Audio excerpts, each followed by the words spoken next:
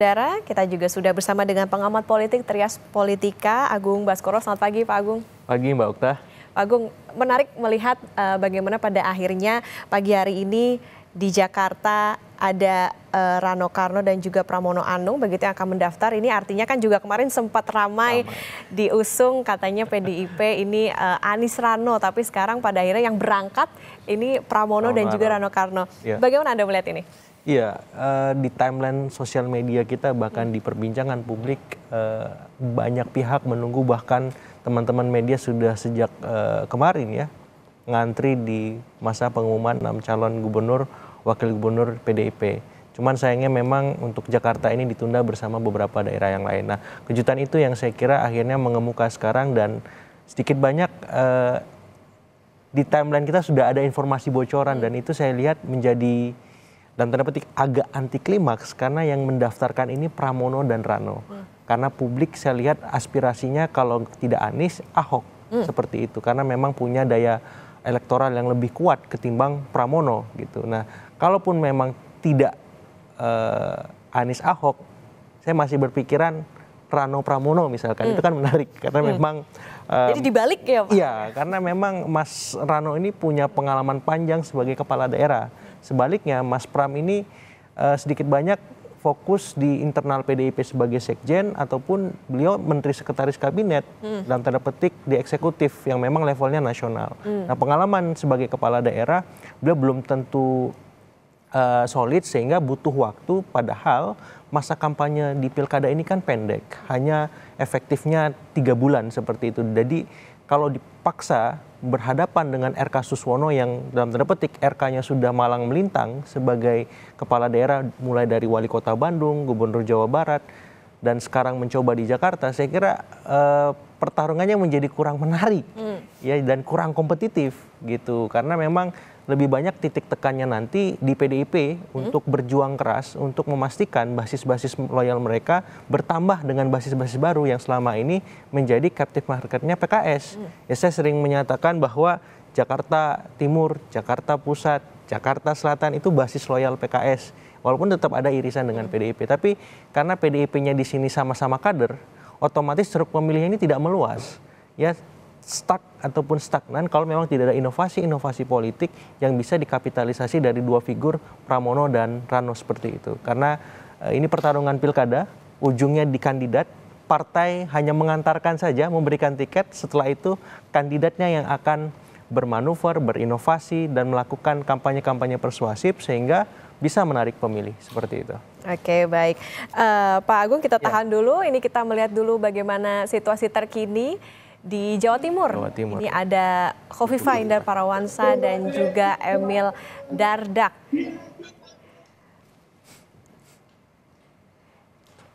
Rame ini ya, semuanya bergerak.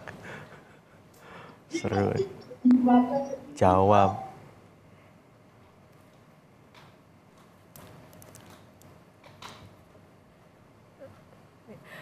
Menarik, Khofifah dan juga Emil Dardak, ini kalau Pak Agung melihatnya seperti apa dua pasangan ini?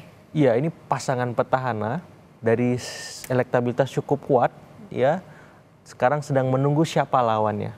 Apakah PDIP bisa berkoalisi dengan PKB membentuk poros tandingan yang bisa menjadi lawan sepadan bagi Khofifah Emil, dan sedang menguat nama Ibu Risma di sana.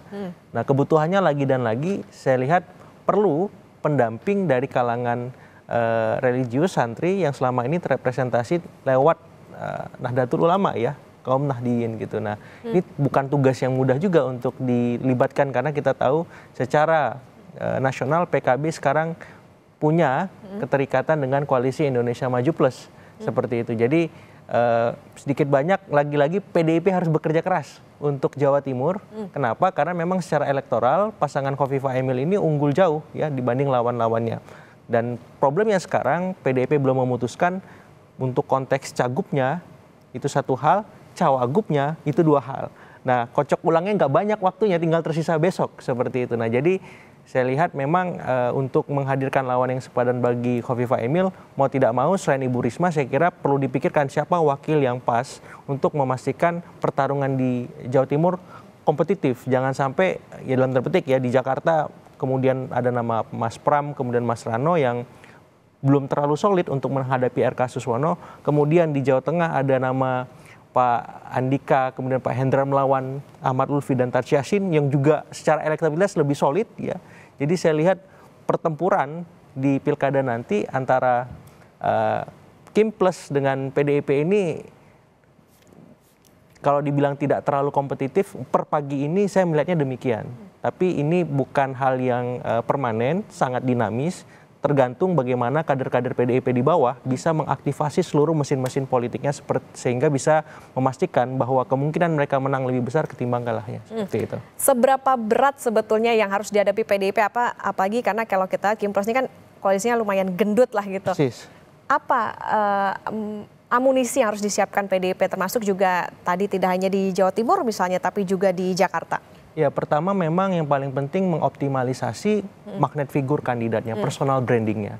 Ya, dalam ambil contoh Mas Pramono, kemudian Mas Rano gitu, bagaimana kemudian mereproduksi, mengkapitalisasi, mengoptimalkan, bahkan memviralkan prestasi yang selama ini mereka lakukan sebagai menteri, sebagai sekjen partai, atau sebagai gubernur Banten, bupati di Provinsi Banten, sehingga publik tahu bahwa kandidat ini punya rekam jejak. Begitu juga dengan Pak Andika Perkasa sebagai Panglima, kemudian Pak Hendra Prihadi yang begitu banyak prestasinya sebagai Wali Kota Semarang, pun nanti ketika di Jawa Timur Ibu Risma menjadi Wali Kota Surabaya, Menteri Sosial. Jadi mengkapitalisasi rekam jejak mereka, karena itulah esensi pertarungan di pilkada. Yang kedua, bagaimana kemudian bisa mengoptimalkan program branding. Apa visi misi program yang mereka usung ketika menjadi kepala daerah di Jakarta, di Jawa Timur, ataupun di Jawa Tengah. Keunggulannya apa? Inovasinya apa? Apa kebaruan yang mereka punya sehingga ada perbedaan yang khas antara kandidat yang diusung PDIP dengan Kim Plus. Kalau program, visi misi dan seterusnya itu tidak mereka kampanyekan secara masif, publik-publik yang menjadi pemilih rasional akan melihat apa bedanya. Toh sama saja kalau hanya sekedar ini pemerintah bukan pemerintah, saya kira di pilkada arahannya bukan demikian. Siapa yang paling konkret yang bisa menjawab problem-problem akut, problem-problem serius yang selama ini menjadi masalah besar di sana. Dalam ambil contoh misalnya di Jakarta soal macet, itu bagaimana? Banjir, polusi udara, soal sampah. Nah, Mas Pram, Mas Rano punya solusi apa? Punya inovasi apa untuk menyelesaikan itu? Nah, yang ketiga isu-isu yang bisa respon, bisa dijawab, apakah yang aktual soal misalkan sekarang ada arahan nepotisme yang akut, ada arahan juga soal isu-isu keseharian, lapangan kerja lagi sempit, kebutuhan pokok lagi mahal. Bagaimana respon Pramono sama Mas Rano untuk itu? Bagaimana respon Pak Andika, Mas Hendra, dan Ibu Risma terhadap isu-isu aktual yang sekarang berkembang di masyarakat? Nah, itu bisa menjadi satu kesatuan, personal branding, program branding, kemudian isu branding, supaya apa? Supaya ada kekhasan kandidat PDIP dengan Kim Plus. Nah, di luar itu semua, saya kira yang paling penting bagaimana ya mengoperasionalisasi ya dalam konteks kampanye-kampanye, karena kampanyenya pendek, singkat.